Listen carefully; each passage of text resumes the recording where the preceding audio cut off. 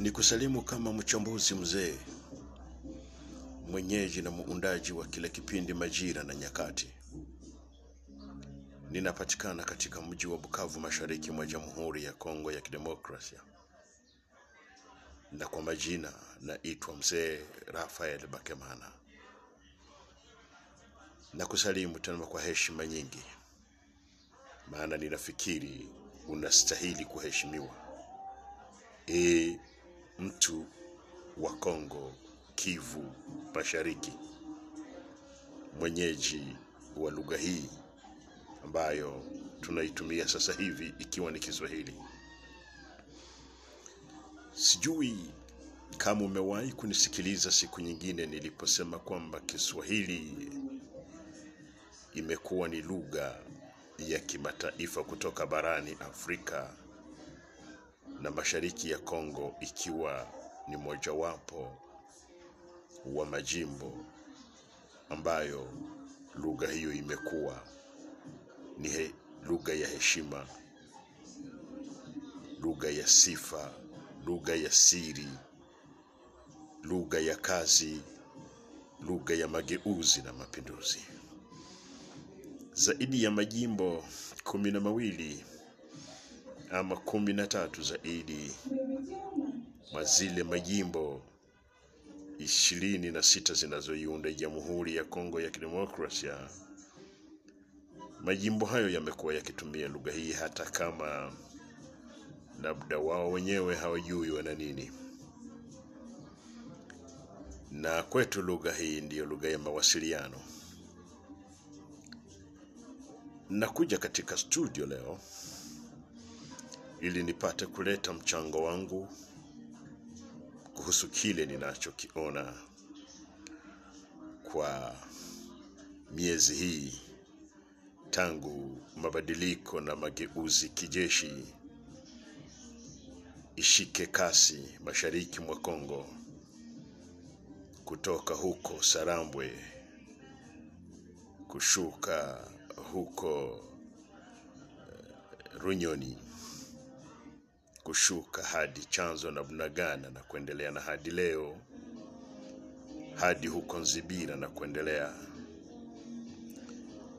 hadi Mwenga leo. Na labda hutakasirika nikisema Mwenga kwa sababu kuna malalamiko na kuna picha zinazoonyesha kwamba watu wa Mwenga wameanza, wale waliona macho wameanza kuona, na wengine wale wanajua kunusa wanaanza kusikia harufu za mageuzi na mapinduzi kijeshi ya Alliance Fleuve Congo M23 kufika katika wilaya yao. Na labda wakitaka ushahidi wanaweza kuuliza wenzi wao wa huko Shabunda. Inasema siku hizi kuna alama zinazoonyesha kwamba watu wa Kivu ya Kusini wameanza kuelewa kinachoendelea, au wanaanza kuelewa kilichoko. Kwa sababu nilipokuwa nikisoma mitandaoni, mtu mmoja akizungumzia utata na matatizo yaliyoko, amefikia kiwango cha kusema ati jamani, inaonekana kuwa watu wa Kinshasa au magharibi ya Kongo, mji mkuu wa Kongo ya Kidemokrasia kama vile mnavyouita, eti wanaonekana yanayotupata huku Kivu huwa hayawashitui, ati huwa hawayajali. Neno hilo likanipa kuelewa kwamba baadhi ya vijana na watu wazima wameanza kukengeuka na kuanza kuelewa.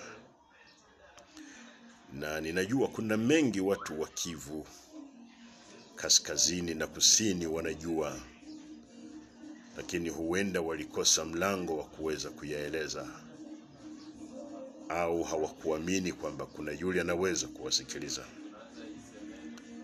Na hiyo imekuwa ikiipa hiyo Kinshasa nguvu za kuonea Kivu, kudharau Kivu, kutuita yale majina wanayoyataka. Unajua, mimi ni mmoja katika wale huwa sielewi tabia za Kinshasa kwa habari za kuzihaki na kudharau kila mtu wa Kivu, hata yule ambaye anajaribu kukaa kwao kwa utulivu na unyenyekevu mwingi, hawamjali. Hiyo imekuwa ni mojawapo katika ile ambayo inaweza kupelekea watu wengine labda kugumuka, yani kuingia moja kwa moja katika yale yaliyoko unayoyaona. Neno hilo limenipa kuelewa kwamba baadhi ya watu wameanza kuelewa, na lilinipa kujibu huyo ndugu. Nikamwambia, ndugu, asante kwa mtazamo wako huo, maana ni wajibu wetu kukwambia leo kwamba Kinshasa na Kivu ni kama usiku na mchana, na mambo yanayofanyika huku huwa hawayajali. Wanayasema tu kama namna ya kupendeza, kama vile wanavyolitaja jina la wazalendo. Ukiwaambia mzalendo ni nini, mzalendo ni mtu wa aina gani, umemsaidia kwa kitu gani, hakuna chochote.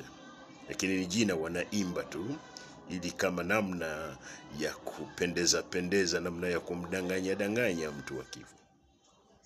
Ni kama usiku na mchana, maana Kinshasa hawajajali. Najua kuna neno alilolisema mmoja aliyekuwa madarakani siku zilizopita, alipokuwa katika kongamano moja la kimataifa, mahala mambo matatizo ya Kongo yalikuwa yakizungumziwa, na mara alipoulizwa akawaambia, ati Kongo hamna vita bwana.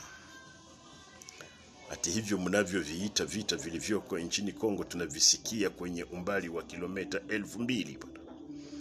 Ati sisi Kinshasa maisha yapo, na hizo kelele za vita kwenye umbali wa kilomita 20,000 ati zisingelipelekea msilete mikopo, na wala msije kufanya uwekezaji wenu katika nchi ya Kongo ya Kidemokrasia.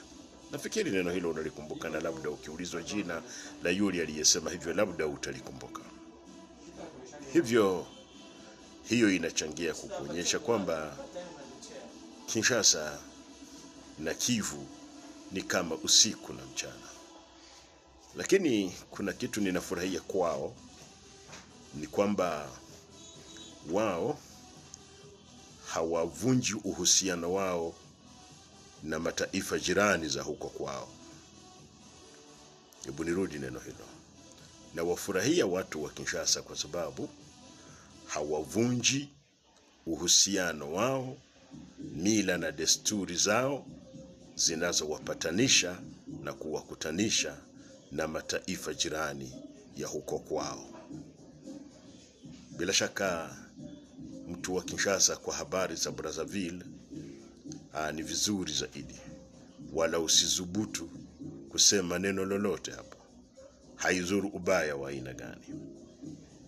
Nakumbuka, nampenda pia Rais Tshisekedi kwa sababu siku nyingine aliwaambia ati asili ya mama yangu ati ni huko Angola, na tangu hapo hakuna mtu amemlaumu kwamba na yeye kama vile inavyosemwa Congolais de père et de mère, baadhi ya wazazi wake wanapatikana huko Angola. Bwana Jean-Pierre Bemba siku nyingine aliitwa huko Centrafrique kwenda kuleta mchango wake, bado yuko katika lile zoezi la mapinduzi kijeshi.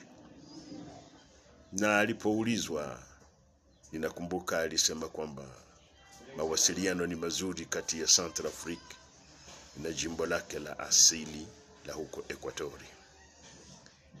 Nasema namsalimu mtu wa Kivu ya Kusini kwa sababu ninamuona anaanza kukengeuka, anaanza kubadilika, anaanza kuelewa.